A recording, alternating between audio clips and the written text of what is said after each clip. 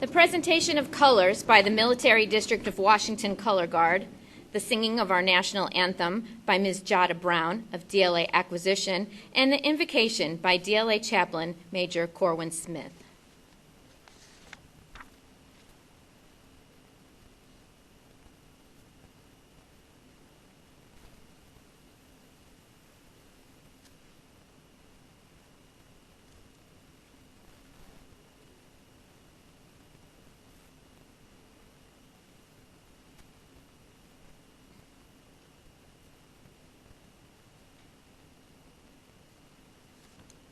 Present the colors.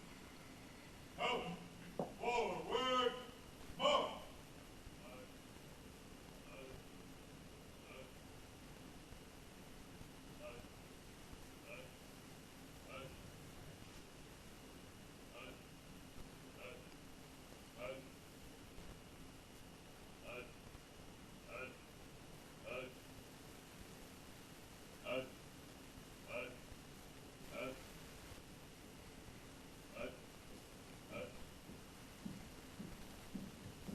Colors,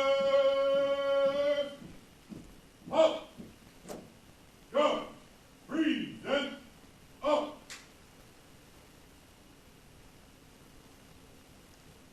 Oh, say, can you see by the dawn's early light what so proudly we hailed at the twilight's last gleaming, whose broad stripes and bright stars through the perilous fight o'er the ramparts we watched were so gallantly streaming, and the rockets' red glare, the bombs bursting in air, gave proof through the night that our flag was still there. Oh, say, does that star-spangled banner yet wave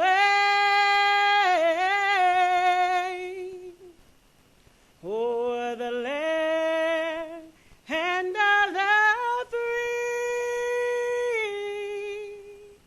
and the home of the brave? Guard, forward, up. Colors, turn, march.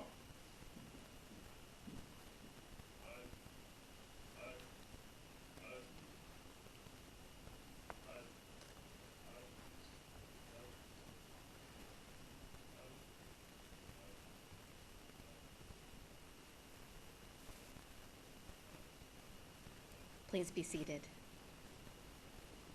A special welcome to Lieutenant General Andrew Bush, Director of the Defense Logistics Agency, Mr. Edward Case, DLA Vice Director, Dr. Renee Roman, DLA Headquarters Chief of Staff, Command Sergeant Major Charles Tobin, DLA Senior Enlisted Leader, our Hall of Fame inductees, their family members and friends, past Hall of Fame inductees, former DLA directors, vice directors, and chiefs of staff, DLA leaders, and employees of DLA. Today, we honor 5 former members of the DLA team who demonstrated unique and enduring contributions in support of our mission. Their contributions helped shape DLA into America's premier combat logistics support agency, a mission that we all proudly execute. They are true representatives of the DLA spirit, and it is our privilege to honor them today. Our host for today's ceremony, Lieutenant General Bush, commands an organization that is responsible for providing to the military services and other federal agencies a variety of logistics, acquisition, and technical services in peace and war. This is a worldwide mission that is performed by 25,000 military and civilian logistics professionals. Please join me in welcoming the DLA Director, Lieutenant General Bush.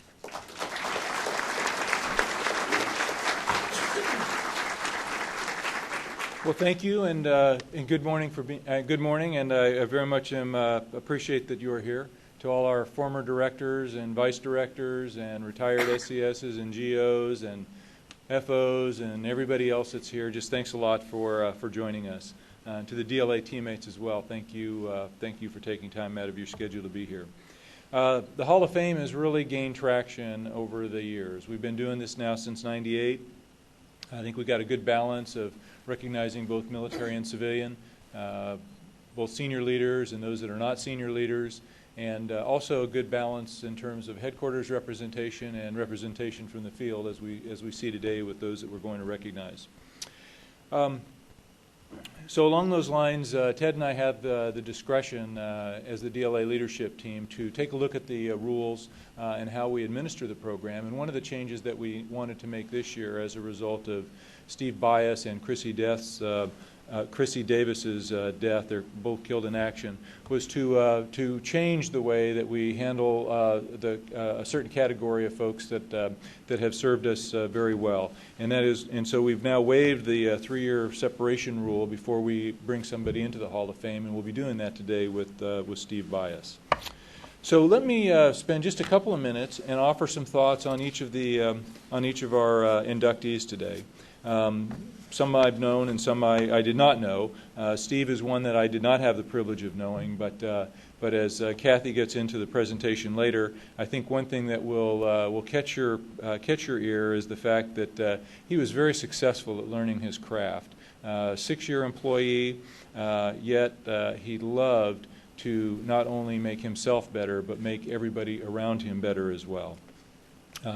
He was very focused on serving our country. And not only was he a DLA Land and Maritime employee as a civilian, he was also a Navy Supply Corps reservist. Steve was killed in action on his second deployment, and we're here to recognize him today. And I did want to make a comment as well to the DLA team.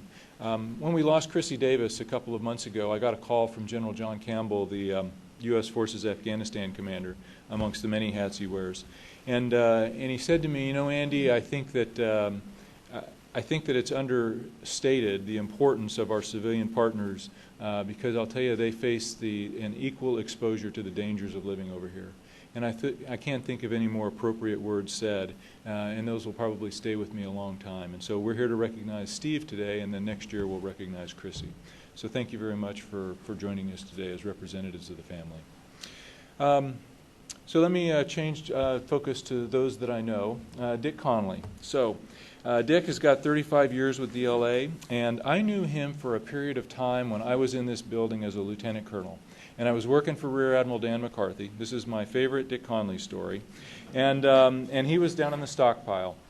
And so he said, "Hey, Admiral McCarthy, let's go, and we want you to see some of our sites."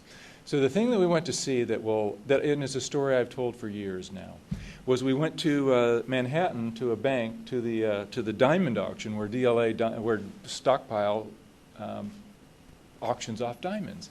And I was thinking the night before, my mind was spinning, and what's this going to be like? Are there going to be like bags of diamonds all over, like Richie Rich? And so we go down into the basement of this huge Manhattan bank, and it was just like Richie Rich. There's like bags of diamonds all over the place. It was incredible. And so I've just always told that story when people think, well, what do you guys do in DLA? Well, I'll tell you one really cool thing we do. We auction diamonds. So I always appreciated that story, Dick. Thank you very much. Lieutenant General Bob Dale.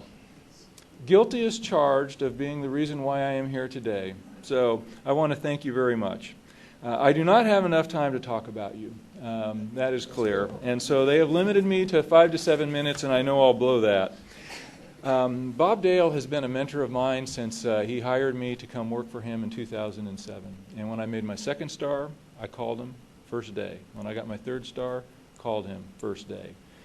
Bob Dale guidance is always the same. Look upward and outward. and don't hang out in doubt. I always remember that. So, my favorite story on Bob Dale. So Bob Dale would have executive board. We were doing them about once a month at that time, so everybody would come into the headquarters. And he would always have the commanders for dinner the night before the executive board. And he would always, he'd give us a little wine, and he'd talk us up, and hey, tell me what's going on, what's happening with this headquarters staff. And we'd tell him. And then the next morning, he would have the headquarters leaders in for breakfast, and he'd say, hey, this is what I heard. And so by the time we got to executive board, I mean, we were just not going at it, but it was very, very active session. And so I always remember that. And I have not continued that practice, by the way. We don't do that anymore. So May DeVincentis. I first met May when I was on that first tour here in 1995 to 98.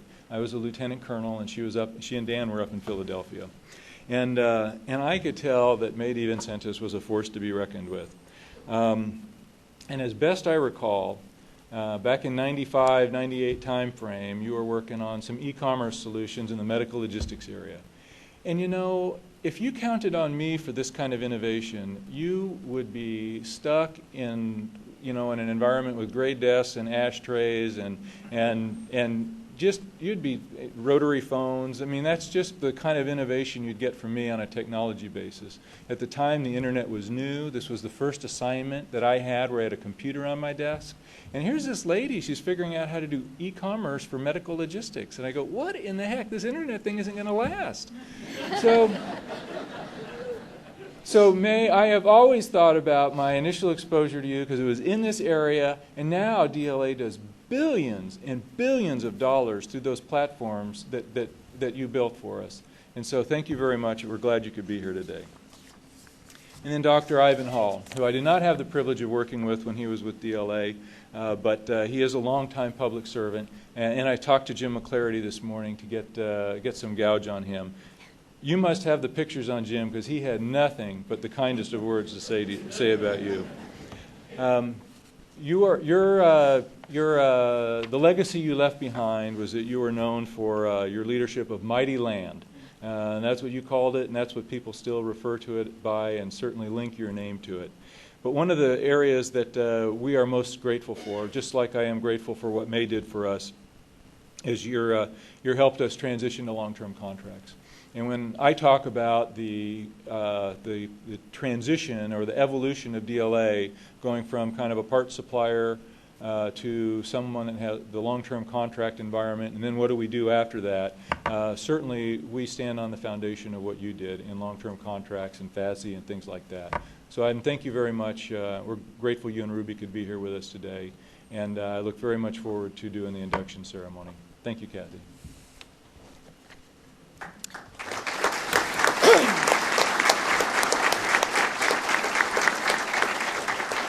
Thank you, sir. It is now my great honor and privilege to present our 5 newest members being inducted into the DLA Hall of Fame. They will be introduced in alphabetical order. Our first inductee is Mr. Stephen Bias, and I'd like to invite Mr. Bias's brother Matt and his father Randy on stage to accept this honor on his behalf. Mr. Bias began his tenure at DLA Land and Maritime in July 2008 as part of the Defense Supply Center Columbus Corporate Intern Program. He was selected to be a resolution specialist and made an immediate impact within the resolution specialist community.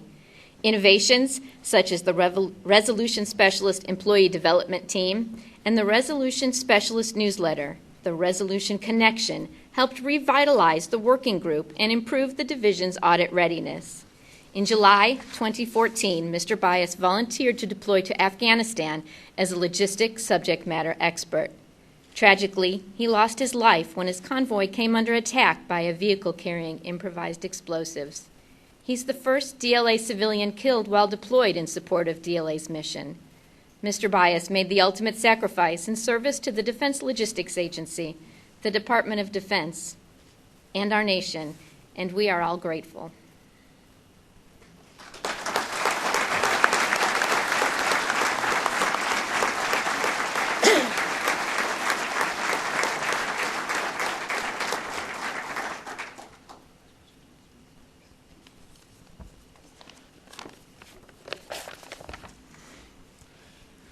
Good afternoon, ladies and gentlemen. It is truly an honor and a personal privilege for me to be able to speak on behalf of my brother Steve. The most difficult experience of my life was in the first few days and weeks after finding out about the attack on the embassy in Kabul, Afghanistan, that took his life. Steve left behind his wife of 12 years, Valerie, who had just had their anniversary the day before the attack, and his children, Lexi, who was 10, a fifth grader and athlete, and Jacob, who is 7 and loves his game system that he doesn't like to lose at, just like his dad did. He also left behind our father, Randy, our mother, Susanna, along with me, and our twin brothers, Randy and Danny, also his father and mother-in-law. It was great getting to know Admiral John King and our Casualty Assistance Officer, Jeremy Powell, who have been so much help to Val and the kids during this tragic time.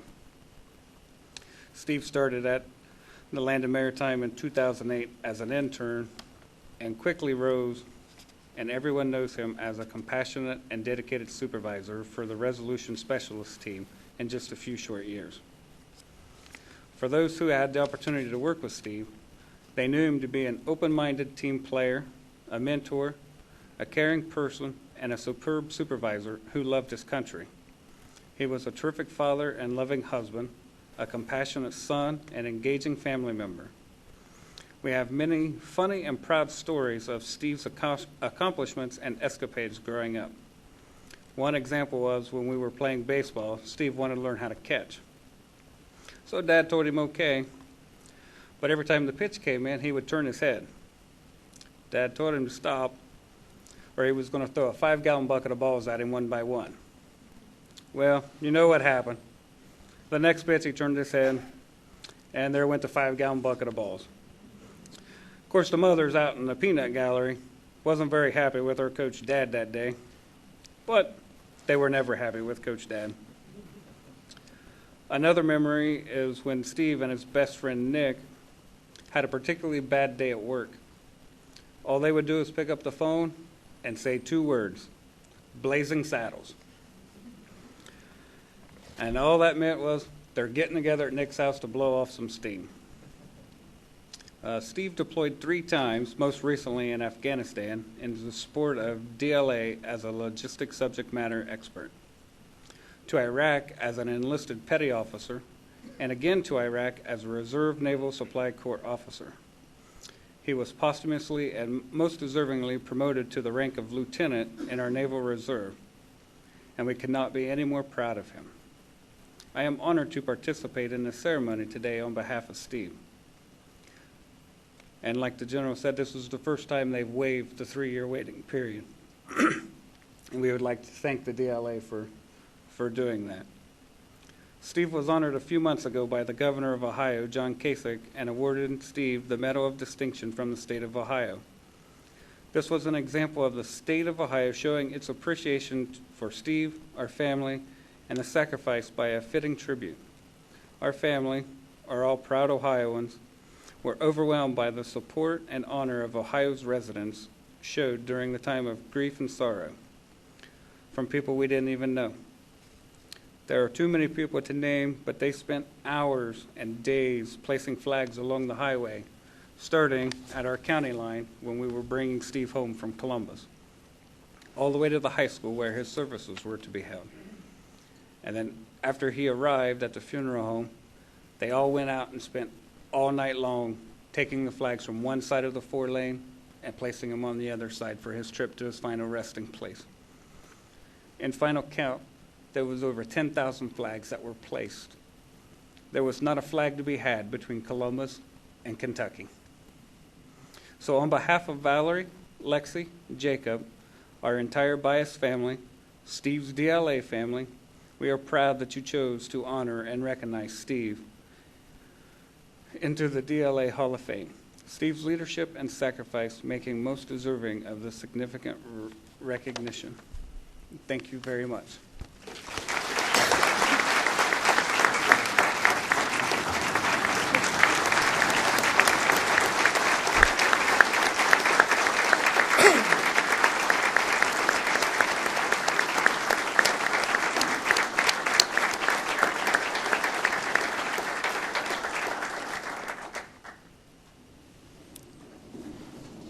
Our second inductee is Mr. Richard J. Connolly. Mr. Connolly is a career executive with a long history of service to the Defense Logistics Agency and the nation. His career began in 1972 as a management intern in the DLA Headquarters Budget Division. In 1986, Mr. Connolly was appointed to the Senior Executive Service. In this capacity, he served in several successive positions: DLA Comptroller, Administrator of the Defense National Stockpile Center, now DLA Strategic Materials, Director of DLA Support Services, now DLA Installation Support, and Director of the Defense Energy Support Center, now DLA Energy. As DLA Comptroller, Mr. Connolly worked tirelessly with agency senior leaders, both in the field and at headquarters, to transition the agency from a typical appropriated funding model to a more business-oriented financial model called the Defense Business Operations Fund, known today as the Defense Working Capital Fund. Simultaneously, Mr. Connolly implemented unit cost resourcing, a more accurate method of reporting the true cost of products and services. These concepts continue to enable the Defense Logistics Agency to provide the most cost-effective service possible to the warfighter.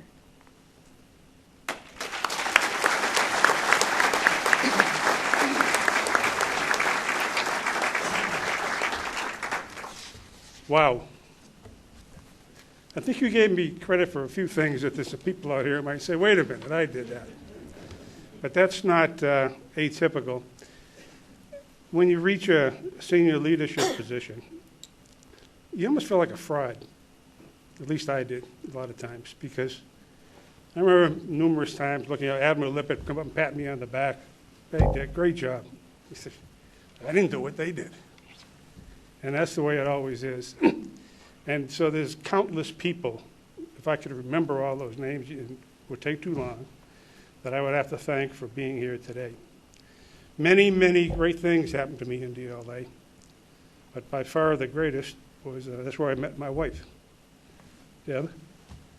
33 years last month, and our two fantastic daughters, Kathleen and Kerry. Both of them took time from their busy professional schedules to be here today. Love you, girls. There is so many other people I could thank.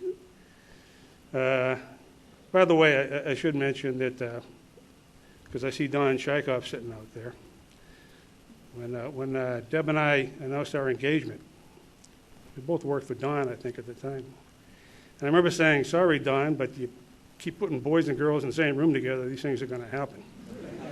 And lo and behold, Tony Palaio and his wife Linda did the same thing right after that. And I'm sure it's still going on today, but that's the way it should be. I could go through a litany of thanks, as I said, but I'm not going to. I don't have time. But first of all, I'd like to thank Tony Palaio for this nomination. By the way, I had Tony when he was a co-op student. That goes back a few years. But I think we trained him well. He seems to be holding his own these days. Thank you, all of you who supported that nomination, all the way up to you, General Bush. I really appreciate it. Some of the others I'd like to thank for being here today. I have to mention again Don Shykoff, though, because he was my mentor. And I never let an opportunity go by without publicly blaming him for this. It's all your fault, Don, but thanks for everything you did. It's great to be back in DLA. It's great to see so many familiar faces, still smiling, most of them. Keep it up. There is light at the end of the tunnel. Retirement is really a nice thing, I got to tell you. Thank you very much. I'm truly honored today, most of all, because I knew from that original class in the DLA Hall of Fame, legends like Bill Castle, Tony Hudson, so many others, all the way through today. To be associated with these folks is just a wonderful thing. Sarah Moore, who interviewed me for DLA Today and Tomorrow, I think you still call it that, don't you? Yeah. And I don't know how she pulled together that wonderful article for my disjointed ramblings, but she did. Great job. But she ended and said, what are you most proud of? I said, wow, gee, that's a tough one. And I said, maybe it's this. Maybe to be associated with that group of names inscribed on that wall out there upstairs, all the way up through the folks sitting here with me on the stage. And most of all, perhaps the real hero, Steve Bias. It's just truly an honor to be associated with that group of people. Whether I deserve it or not, I'll leave that up to you. Thank you very much.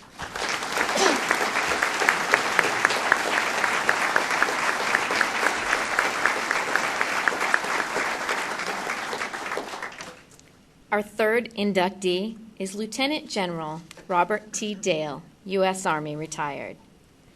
As DLA Director from August 2006 to November 2008, General Dale led the agency through a dramatic transformation, improving sustainment and support to America's warfighters, our allies, and victims of natural disasters around the world. His strategic vision, combat experience, and unrelenting mission focus directly enhanced combat logistics support of our nation's warriors during Operations Iraqi Freedom and Enduring Freedom.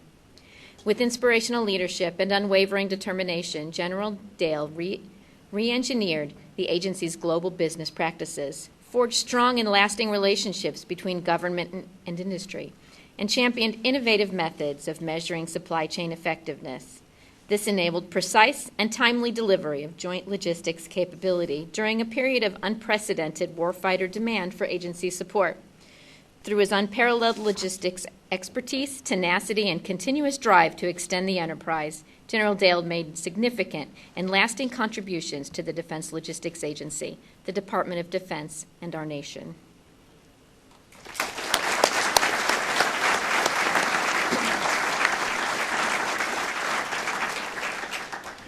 Well, first of all, glory to God, first recognition for this great honor today. And I got to tell you, Andy, you were talking about that story where I'd get the commanders in the evening and get the SESs there in the morning. You thought it was kind of dysfunctional. But I knew exactly what I was doing and what I was creating. I was trying to create some friction. So where you have friction, you get some traction. And I thought we did pretty well back in those days. And as a great subordinate, you're agreeing with me right now. Ted Case, Admiral Lippert, Admiral Thompson, Admiral Harnachek. Great to be here with a great lineage of leaders, tradition of the directors here. It's always great to be with you. Susan Perna, the wife of Lieutenant General Gus Perna, who is not here today, but was my executive assistant. And Susan, thanks for being here today. Ray Mason, subordinate from way back, and now a personal friend and compatriot. Ray, thanks for being here. And Sergeant Major, congratulations on your new job here. You're going to be wonderful working for General Bush. I congratulate you on that assignment. That's a great selection. My family is here today. My wife of 38 years, Ann, Amy, Betsy, Katie, my son-in-law, Hunter Raleigh. Our family is very much like most Army families and American military families. Very much supportive of one another, a lot of love for one another, but a deep love of country and very patriotic, and I'm proud that they could be here and share this day with me today. I want to take a little bit of time and discuss with you, though, about a team that really was with me when I was here as director. We had a great team. My right arm at DLA was Command Sergeant Major David Roman. He's here today. And David was my right arm here, and since my retirement and his retirement, he is my right arm in life, and he is a lifelong friend. And Dave, thanks for being here today. In that command team up there, we had Juan Aldape was my chauffeur, and I had the greatest mess steward up there, Chief Petty Officer Steve Pauling. I had two great lieutenant colonels, Trish Vandentop from the United States Air Force and Maria Roberts from the United States Air Force. And I had to have those in there because my executive assistants were out of control. I had Gus Perna, I had Kristen French, I had Eric Smith, and for a while I had Stu Jones of the United States Navy.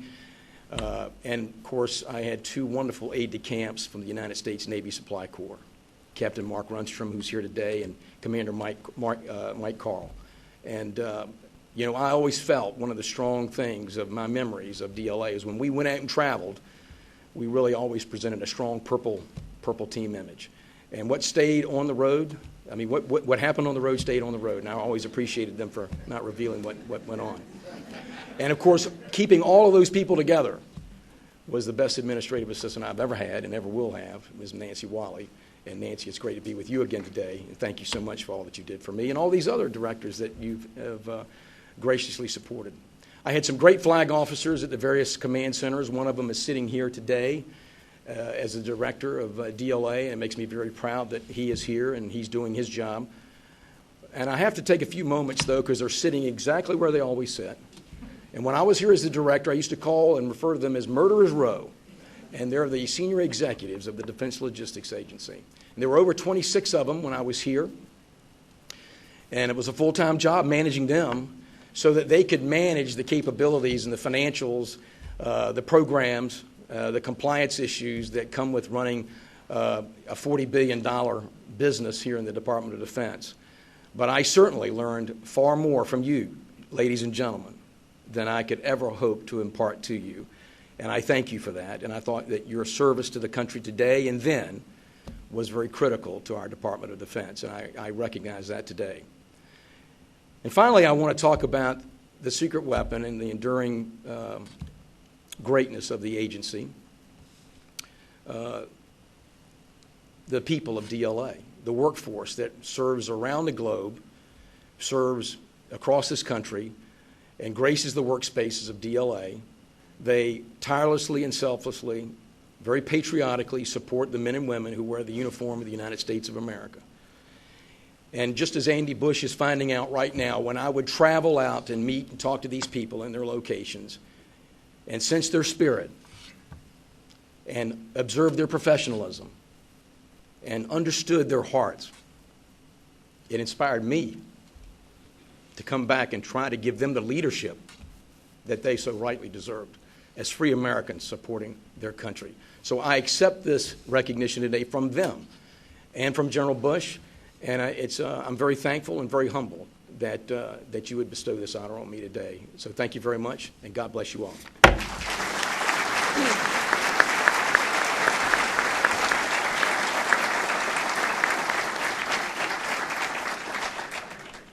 Our fourth inductee is Ms. May E. DeVincentis. During her superb 37-year career, Ms. DeVincentis started as a GS2 and rose to the ranks of the Senior Executive Service before becoming this agency's first civilian vice director. She drove major innovations such as Prime Vendor and the Enterprise Business System, which enhanced DLA's awareness of and response to warfighters' needs, and continue to serve as cornerstones of the agency's business practices. Ms. DeVincentis' support of the agency did not end with her retirement, as she founded and continues to guide the DLA Foundation and its scholarship fund for close family members of former and current agency civilian and military employees. Ms. DeVincentis has been described as a truly indispensable asset in guiding the agency over the past 10-plus years. It is in this spirit that we gladly welcome her into this year's DLA Hall of Fame class.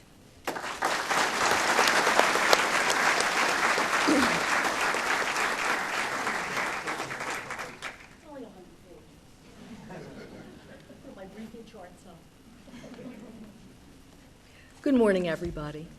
You know, the easy way for me to do this would be to say ditto to what Dick and General Dale said, because my comments this morning are very similar, but there's a little twist at the end, so maybe that'll keep your interest. Thanks, General Bush. I'm really grateful for this honor. This is a wonderful day. I remember it when I was working here as a special day, a happy day, and I feel that way today. So thank you very much. It's really a great honor to be selected for. And congratulations to my fellow honorees. I think that all of you, in your own way, did things to make this agency what it is today, and so for that, thank you. Thank you to Dan and my daughter, Danielle, for being here. The mysterious Danielle has arrived today, and some of you may have met her when I retired, but many of you that worked with me over the years remember me referring to Danielle and talking about Danielle. Without Dan and Danielle, I would be nobody, nowhere, doing nothing. So thank you both for always being there for me. Special thanks to Ted Case and someone who's not here today, Steve Shertock. Many of you know Shertock, my right hand, my friend, my advisor of many, many years. He is on vacation, well-deserved, but I know that he and Ted are the two guys that got together and put this nomination package together. And so special thanks to you. Both of you are really very special to me.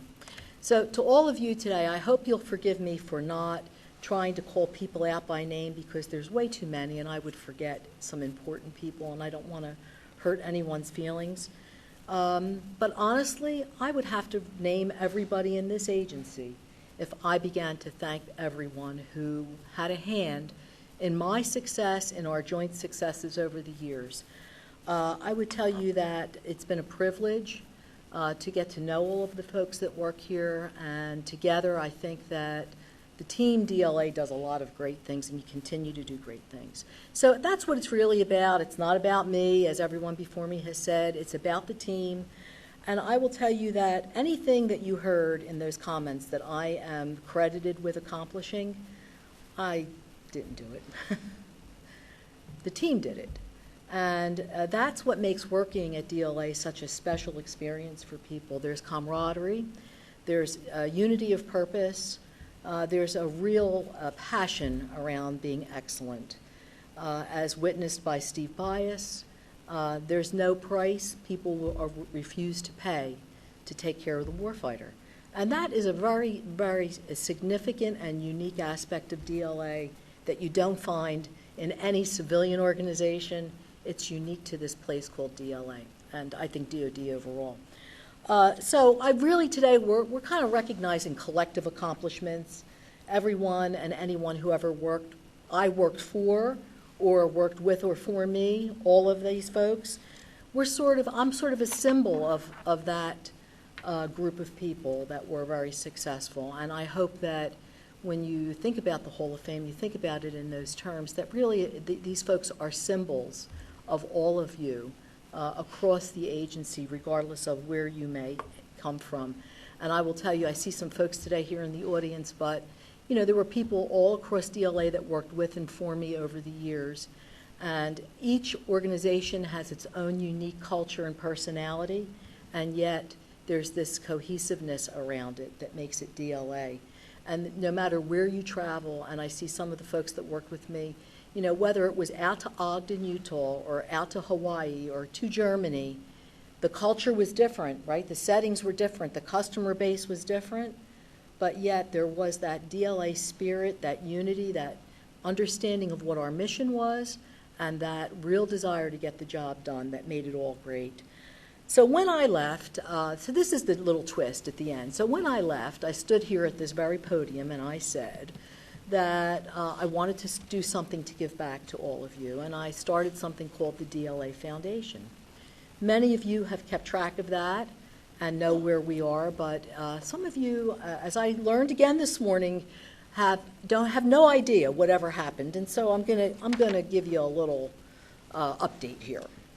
So we started this DLA Foundation, and I had this idea. I was very excited about it when I thought of it. When you're retiring, you're giddy with excitement. You're really happy. It's really, I'm telling you guys, when the day comes, it's like you're drunk. I mean, really, I was really happy. And so I spoke with Fred Pribble, and I spoke with a lot of folks, and I got a lot of help from the Navy, and I thought this is going to be a great thing. So I left here on March the 3rd, 2012, very excited. And so the first thing I did my research, did my homework, how to impanel a board of directors, did that, got a board going, and then the hard work began. And I will tell you that here I am going to call out some folks. Ted Case, Linda Williams, who's here, Marion Unterman, I know I saw her, Mike Scott, Jim McClarity, Charlie Lilly, Doug Ide, Admiral Lippert, Admiral Thompson, Admiral Harnachek, and some great friends, and I call them sort of devoted DLA loyalists. I don't know if that's a good term or not, but General Proctor. We would not have one red cent in our coffers if it were not for General Proctor. Chris Gallo, Jill Pettibone, Larry Wilson, Dan D'Addario, the man, Pete Eltringham, Dan DeVincentis, Tim Murray is here, Go check out that website this man built for us. Did not charge us 1 penny for it. I mean, we have had some phenomenal support. Fran Walensky, Shertok, of course. I do nothing without him. And Jim Kimberly, people who love DLA. They came together for a great and honorable cause to provide educational opportunities to people who can't afford it. And we had some obstacles. So far, you know, we've got this board of directors. We meet regularly. We are raising money. We got our 501c3 certification, which means we are a legitimate not-for-profit. Thanks to Ted, we're now in the combined federal campaign. That was no small feat. And in 2014, we gave out 12 scholarships. This year, we gave out 17, including dependents of those who were killed in action that were DLA employees. We'll get non-competitive scholarships from the foundation. I want all of you to know that we really want you to be involved. People have said to me, oh, it's just about leaders, right? You only want people that were like us. No, I want everyone to get involved. And it's okay to say DLA Foundation in this building. If you say it 3 times, Susan, I appear with a tin cup. But seriously, I'm really concerned about what, you know, some of the things have been that I've heard about whether or not it's okay to belong, and it's okay to belong. You can do anything you like in your personal time, and all of this is stuff that's done in personal time. But we need you. We had a fabulous wine tasting recently. Everyone who attended had an absolutely marvelous time with a wonderful silent auction, and we raised a lot of money. We have a golf outing that's coming up. Again, General Proctor leads the charge on these things. But you know, if he's behind it, it is world-class, top-shelf stuff. Okay, we are not fooling around. This is as good as any of these not-for-profits. Wounded Warriors, all of them. This DLA Foundation is a wonderful, wonderful cause. And we want to expand it. Dan D'Addario and I have talked about what are some other things that you guys might be interested in. Pre-retirement counseling, maybe, investment counseling, transition counseling, or things of that nature. Other things that you feel need to be addressed that are a void. Let's face it, the people sitting here in this audience today are mostly folks that are doing pretty well in life, but everyone in this agency is not doing as well financially as you are. Their relatives, their close family members are not. And that's what this is all about, helping those that are less fortunate than we are, but are part of that extended DLA family. And so what I would love to see is us to continue to grow it and make it what I intended it to be, a force for good, a force to empower the people of DLA. So I'll close now and say again, I really appreciate this unique honor, and I accept it on behalf of all the people at DLA that make working here so very special. Thank you.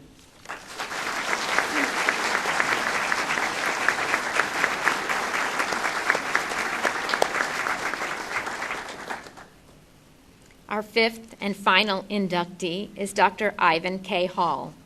Dr. Hall's more than 30 years of dedicated service to the federal government began in 1979 with the Defense Contract Management Command and culminated in 2009 as Deputy Director of Land Supplier Operations at Defense Supply Center Columbus.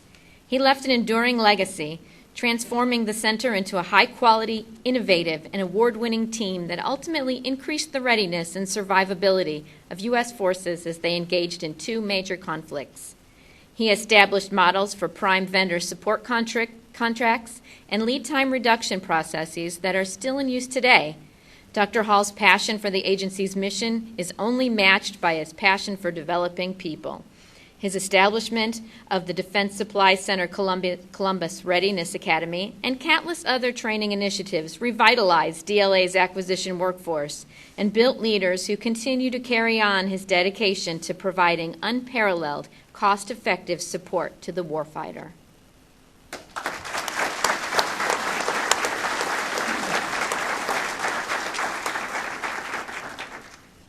Just have a few short remarks. I am both honored and humbled by the selection to the DLA Hall of Fame. Rarely does a single individual gain success without help from others, and I had many people to thank. First, to the land supply chain, the employees of the land supply chain, the greatest workforce in DLA. Thanks for stepping up to the many challenges faced in supporting soldiers and Marines during some very trying times. Next, to some former commanders at Columbus, like General Belowitz, General Saunders, Admiral Thompson, Admiral Lilly, and General McQuistion. Thanks for the leadership and challenging me to be the best that I could be. Next, to some of my peers at Columbus, like Ann Bradway and Dennis Canterbury. Thanks for the great counsel, advice, and friendship. A special thanks go out to two senior executives, Steve Burnett and James McClarty. Thanks for the trust, leadership, mentoring, and friendship. And lastly, most thanks to my wife, Ruby, who has stuck with me for 39 years of marriage. Thanks for the understanding, patience, and love.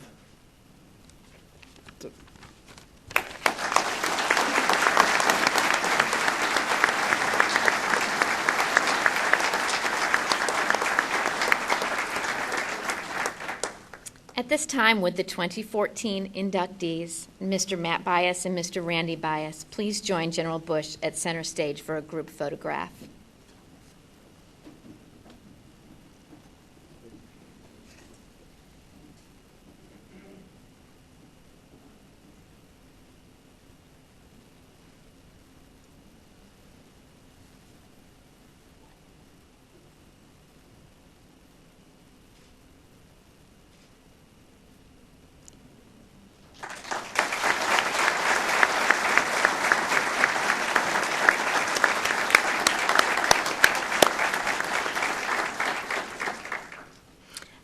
One last round of applause for our 2014 inductees.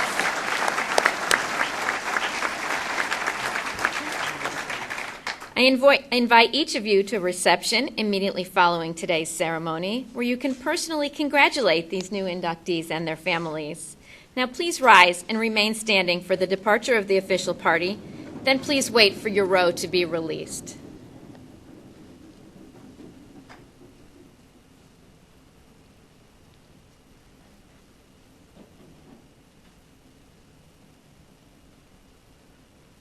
On behalf of the Defense Logistics Agency, thank you for attending today's ceremony and helping us make this a special event for all of our deserving inductees.